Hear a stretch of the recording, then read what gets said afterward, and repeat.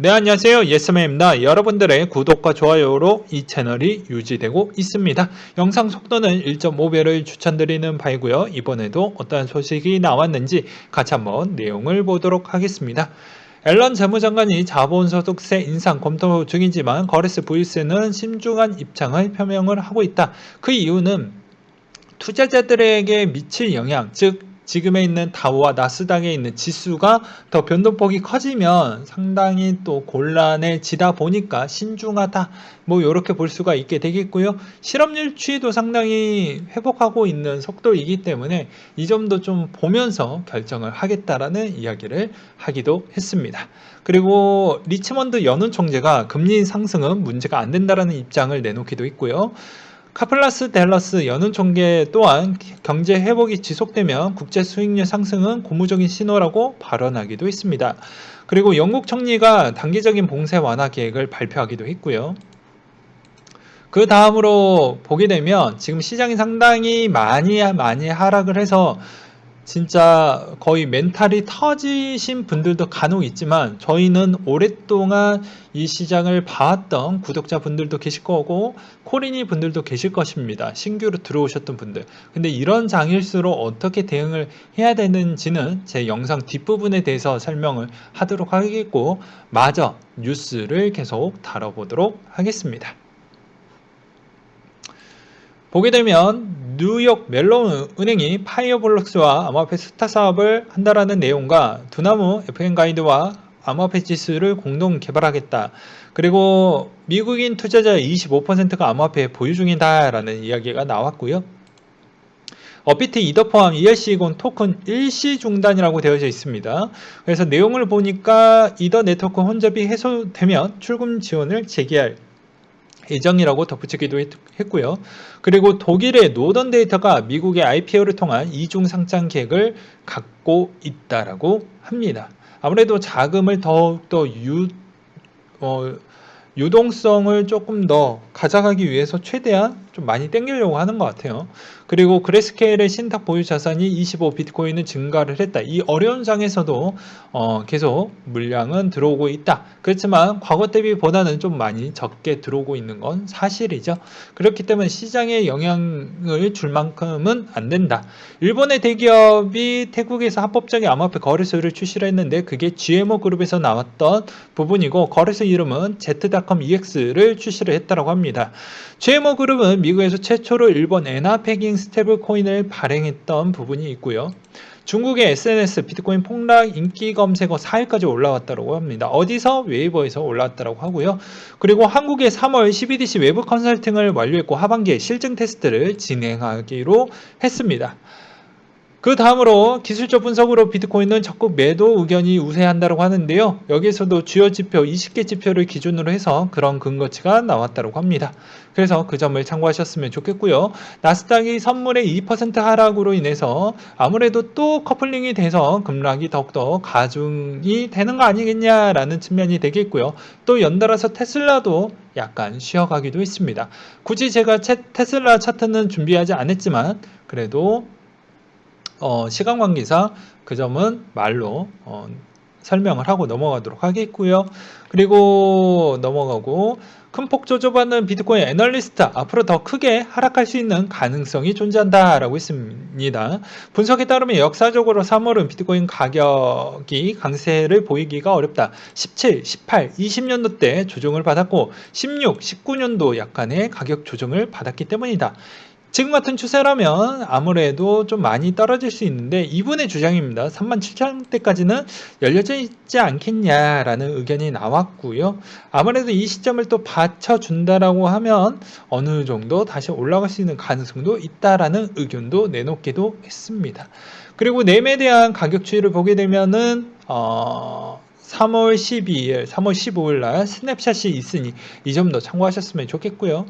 그 다음으로 또 보게 되면 4년의 트레이더 충의 현 위치와 추후 참고할 조정 대응법에 대해서 이 내용 괜찮해가지고 한번 가지고 와봤습니다. 참고로 2016년도 비트 50만원 첫 결제 후 묵혀두었다가 7개월 공부하고 본격적인 트레이더를 17년도 2월달에 시작을 했다. 그래서 리플 10원 뛰기 ICO와 파트너십 코인원 비트렉스 탑 트레이너 순위까지 들었고 스캐핑에 자신이 있었다라고 생각을 했다. 2017년도 큰 폭 조정이 3번이 왔었고 그때 당시 1만원대 이더리움이 47만원까지 가서 12만원대까지 추락을 하고 2월, 6월 이번에도 장기적으로 보면 비트도 2번 전지, 1보 후퇴라고 나는 생각을 하고 있다. 이전 베스트 댓글 되었던 글 다시 한번 가지고 와봤는데 해당 그림도 요래 조정을 받으면서 올라갈 것이다라는 주장을 하는 것 같아요. 2018년도 하락장의 예상을 그려본 그래프인데 지금 동그라미 친 곳이 거의 비슷하게 가고 있고 단 비트가 1억 2천 이상 갈 거라고 생각해 본 적은 없었다. 그래프에서 저 정도 나오기는 하지만 이번 조정장에서 고점을 뚫고 그때 가봐야 다시 알 수 있을 것 같고 지금은 딱 돌아선 모습이 4월 7월에 있는 2017년도 이야기하는 거예요. 비트코인 때랑 유사하며 분명히 말하지만 이 판에 하루에 수백 퍼센트씩 오르는 장이기 때문에 떨어지는 것도 마이너스 50% 이상은 가능하다. 2017년도 시장은 다르다고 하지만 조정폭은 비슷하고 올해 2021년도 1월 하락장에도 비트코인 갤러리에서는 기본 30% 심하면 5에서 60%까지 갔다가 손해 본 사람들도 많이 있는 것으로 보여진다 라고 해서 막 보이죠. 막 보입니다.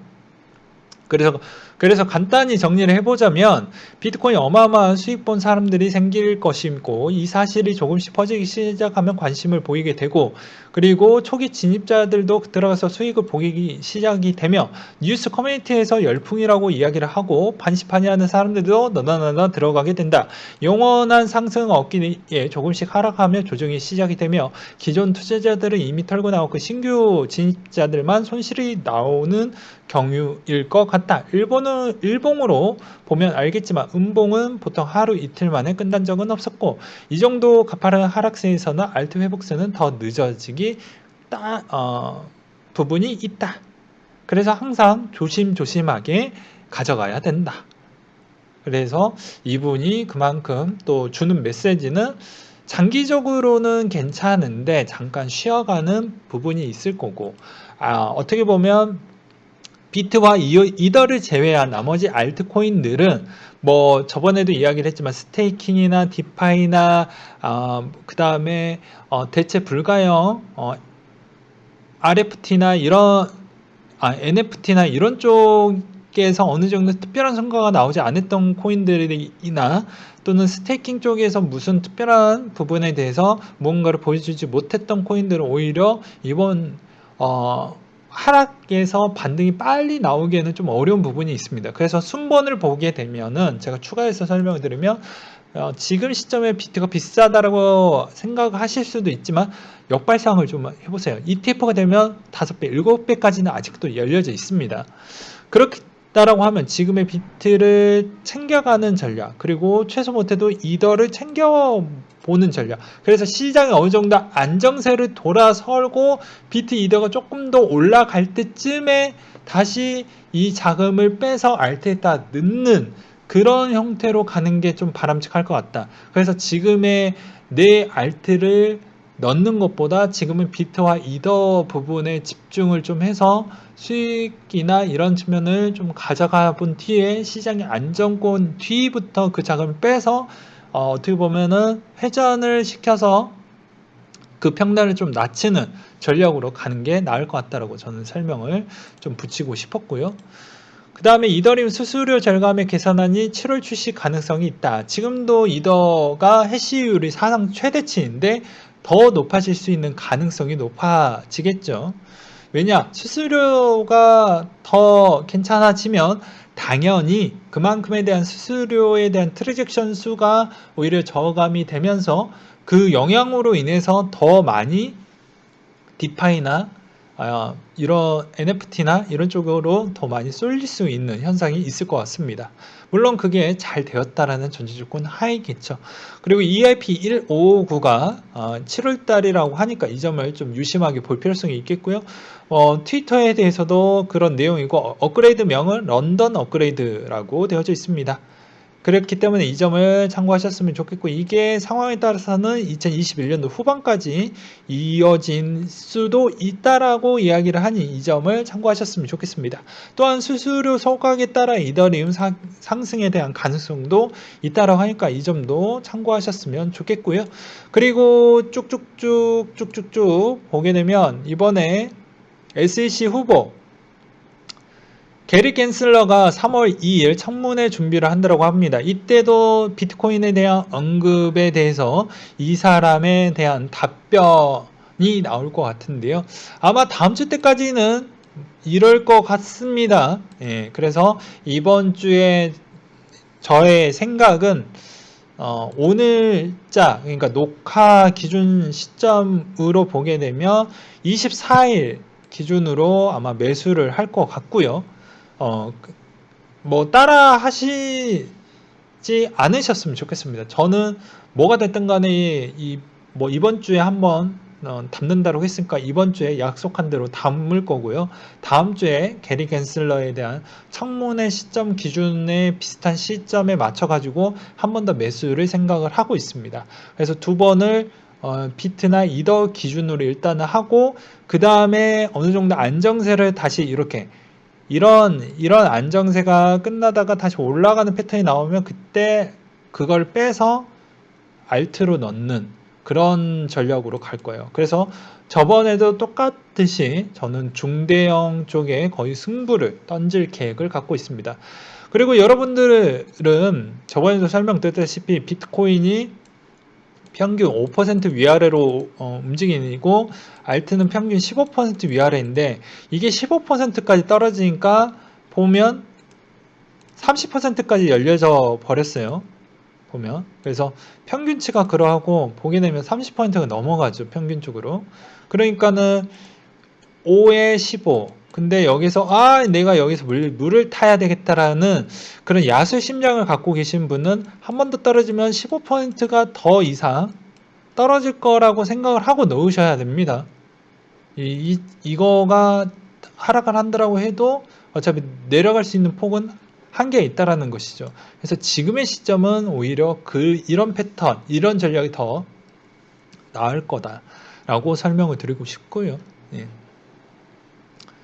그 다음에 또 이분의 청문회 시점 때도 아마 시간대별 차트를 보게 되면 아마 어떠한 언급을 할 때마다 막 장난 아닐 겁니다. 왜냐면 우리는 그때까지 그런 패턴을 많이 봤기 때문이죠. 그리고 제닛 앨런이 비트코인 비효율적이다라는 언급을 했었는데, 미국의 재무장관 실제 인터뷰 내용과 한국 기사를 한번 비교를 해봤는데,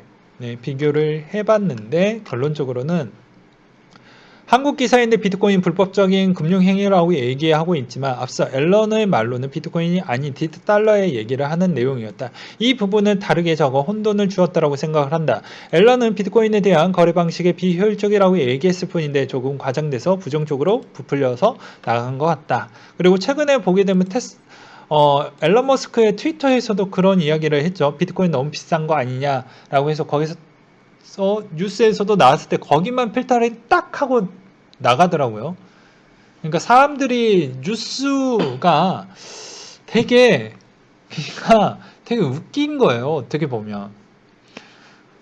그리고 하락에 좀 영향을 줄 수 있을 만한 메시지는 앨런 머스크 쪽도 좀 영향이 있었던 것 같습니다.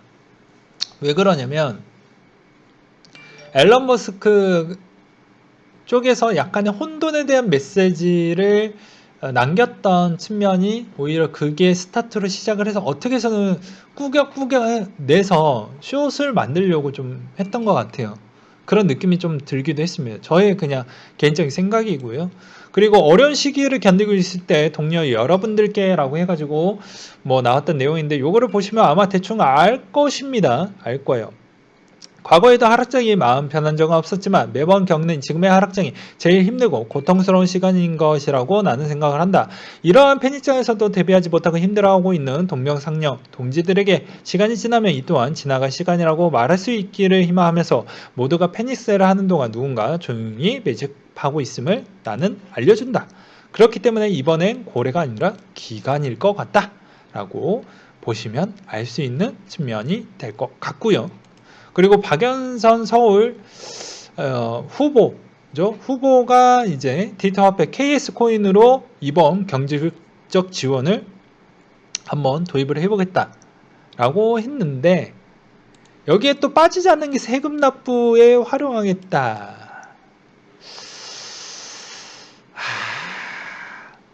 전 말을 아끼겠습니다. 그리고 여기에서 또 보면 여러분들 돈을 벌어도 또 걱정인 게 모든 소득의 5% 과세, 기본소득 증세한 수면 위로라고 있어요. 그래서 이번에 이제 보게 되면 기본소득 결합한 조세 개정 개혁 방안 토론회에서 주체가 나왔고, 가천대 교수가 기본소득 부자 증세로는 어렵다, 보편 증세로 가야 된다. 그래서 모든 소득 원천의 5% 정률 과세를 골자로 한 기본소득세 신설을 제안을 했으며, 이 외에도 소득세, 비과세 감면 정리, 재산세, 공시가격, 토지보유세, 공시지가 1% 정률 과세, 탄소세 도입, 소득재산세 인상, 부가가치세, 세율로 인해서 GDP의 10%가 넘는 212조에 대한 재원을 확보할 것 같다. 근데 마지막으로는 이렇게 써져 있어요. 강력한 조세에 대한 저항이 있을 것 같다 라는 이야기를 했는데요. 돈을 벌어도 걱정입니다. 일단은. 그리고 두 번째로는 조세재정연구원장이 약간 애가 좀 심하게 나간 것 같아요. 네, 이 원장님께서 좀 심하게 나갔습니다. 보유세 낼 능력 없으면 이삭하라 라고 되어져 있습니다. 제가 요거는 왜 이야기를 했냐, 분명히 이번에 돈을 버신 분들은 부동산, 내 집 마련을 하시려고 하시는 분들도 분명히 있을 것 같아서 번외로 설명을 드리는 부분입니다. 2025년도가 되면 지금 시점에서 어떻게 되냐, 당연히 여기서 공시지가 90%를 적용을 하기 때문에 지금 시점으로 보면 어떻게 보면 보유세가 상당히 싸죠. 예, 아니 싸다라고 보기에는 좀 어렵고, 그래도 좀 낼만 합니다. 꾸역꾸역 낼만 하는데, 25년도가 되면 웬만하면 800에서 거의 1000만 원이 넘어가고, 가장 비싼 데가 강남권이 대략 4천만 원 선이 넘어가는 구도로 잡혀져 있습니다. 그러면 유지비가 과연 나올까요? 여기에다가 플러스 부가가치세 플러스 소득의 5% 플러스 여기다가 재산세, 공시가격, 토지보유세까지 붙이면은 글쎄요, 부동산에 대한 앞으로 이익률이 그렇게 재미가 있을진 전 잘 모르겠습니다. 여기까지만 이야기를 하겠고요. 그 다음으로 또 넘어가도록 하겠습니다. 네. 그리고 이번에 이주의 한국은행 총재가 비트코인 내재 가치가 없다, 일단 헛소리를 좀 하고 있는데요. 왜 이런 헛소리를 하냐면, 국민들한테 비트코인 하지 말라는 거예요. 변동폭이 너무 커서 재산을 너무 많이 잃을 것 같으니 약간의 간섭을 하는 거죠. 너희는 그냥 하지 않는 게 낫다. 15%에서 하루에 진짜 슈퍼 악재가 나오면 15%씩 떨어지는데, 많게는 30%까지 떨어지는데, 하루 30, 이틀 30, 벌써 60을 마이너스를 당합니다. 그래서 제가 이야기를 했죠. 야수의 심장이 아니고서야 알트의 물타기를 하려고 하는 시점은 어떻게 해야 된다? 웬만하면 비트 잊어 있다가 조금 안정세를 취한 다음에 알트로 물타기를 해서 가져가라 라고도 이야기를 했습니다. 이게 코리니 분들한테 오해하지 않고 이해하기 편하실 것 같아갖고 이렇게 한번 정리를 다시 한번 드리는 부분이고, CBDC는 CBDC 나름대로 또 준비를 한다고 했어요. 그 다음으로 이제 코인 일정 한번 보도록 하겠는데요. 선물 만기 시점이 곧 가까워지고 있고 2월 26일자입니다. 그래서 지금부터 시장은 더 쏠릴 것 같고, 저번에도 이야기를 했듯이 이더의 첫 선물 만기이다 보니까 비트와 날짜가 같아요. 물량이 좀 겹쳐서 많이 나올 확률이 꽤 높습니다. 아무래도 지금 시장이 더 안 좋기 때문이죠. 그렇기 때문에 그런 측면을 좀 볼 필요성이 있겠고요. 보게 되면은 요건 좀 지났으니까 넘어가도록 하겠고, 보게 되면 실리카가 디파이 로드맵에 대한 내용이 곧 나온다고 합니다. 네. 그래서 요거를 좀 보셨으면 좋겠고요. 예. 트위터 부분에서 그런 내용이 다뤄졌습니다. 그래서 그 내용 한번 보셨으면 좋겠고, 그 다음에 쭉쭉쭉 내려서 쭉쭉쭉 큰 것만 보도록 하겠습니다. 보게 되면은 아이오타가 24일 기준으로 소식이 하나가 또 잡혀져 있고요. 그 다음으로 또 쭉쭉쭉 넘어서 골렘에 대한 소식이 하나가 잡혀져 있고 쭉쭉 내리겠습니다. 그리고 그 다음 페이지 또 넘겨서 또 보게 되면은 25일자에 앵커가 CEO와 AMA 일정이 있고요. 그리고 완체인이 크로스체인 업그레이드가 있다고 합니다. 그리고 그 다음 부분을 보게 되면 쭉쭉 넘기고 스와이프에 대한 28일자에 소식이 있고요. 그리고 스텔라와 USDC에 대한 부분에 소식이 하나가 잡혀져 있는 걸 확인을 해볼 수가 있겠고요. 그리고 요거 하나 또 준비를 했습니다. 누가 이만큼 많이 내리게 했냐? 이건 테슬라가 어느 정도 힘을 받쳐준 결과이다. 뭐 이런 이야기가 있는데 이건 웃자고 한번 갖고 와봤습니다. 그런 짤이 좀 돌고 있었고요. 그리고 요걸 보면 또 여러분들만 호구가 아니다라는 걸 또 알 수 있는 대목이죠. 코리니 분들은 분명 신규 진입자나 코리니 분들은 지금 미칠 것 같다라는 생각하지만 저희는 벌써 4년을 넘게 투자했던 구독자분들도 꽤 있습니다. 이 정도는 뭐 끄떡없죠. 예. 여러분들 이런 장에 움직일 만한 부분이 아니라 오히려 이럴 때 쌀 때쯤에 적극적으로 들어가는 전략을 저는 설명드리고 싶고, 그리고 선물도 어설프게 했다가는 아주 그냥 거래소만 배를 채워주는 경향이 꽤 있다. 그리고 또 좀 약간 우픈 소식인데 또 이런 짤도 또 돌더라고요. 비트코인 시즌2 서비스 종료 예정한데 상세 내용은 공지사항 참고하세요. 시즌2, 그러니까 시즌1은 또 17년도 때 왔으니 시즌2 형태로 이번이 아마 끝물인 것 같다 라는 부분인데 저는 그렇게 보지 않습니다. 뭐 어제 방송에도 설명을 드리기도 했고요. 그리고 코인비 한강 정모 장소라고 했는데 강남에 가까운 쪽이 어딘가 한번 봅시다. 이쪽인 것 같은데 이쪽에 있는 코인들이 요거는 인정, 여기도 인정, 여기도 약간 인정해요. 아이오타가 최근에 많이 못 올랐습니다. 일단은 비트코인 왜 이쪽에 있는지 모르겠어요. 네. 아무튼 그러하고 이것도 웃자고 한번 갖고 왔으니 또 여기 와서 또 여기 모이지 마시고요. 네, 한번 갖고 와봤습니다. 네. 그리고 너무 덤비시지는 마세요. 그냥 한번 갖고 와본 거니까. 그리고 우리가 생각하는 장투라고 해서 실제 장투는 이런 게 많다. 우리가 지금 벌써 3, 4년 동안 존버를 하면서 이런 고난을 다 견뎌냈죠. 그러면서 떠나신 분들은 다 떠났습니다. 예. 지금 여기까지 온 겁니다. 지금 여기까지 왔어요. 여기까지 왔습니다. 여기까지. 예, 여기까지 왔습니다. 지금 여기에 요 마지막 단계, 요 단계만 넘어가면 되는 거예요. 여러분들. 아셨겠죠? 조금만 더 힘내셨으면 좋겠고, 저의 전략은 아까도 다시 한번 설명드리지만, 이번 주에 한번 사고, 다음 주에 한번 삽니다. 또 게리 겐슬러 시점 기준에서 좀 왔다 갔다 하는 시점에서 한 번 더 살 것 같아요. 전략은 설명을 드렸어요. 비트 이더 위주로만 매입을 하고 나머지 거는 살 생각은 없다 라고 이야기를 했습니다.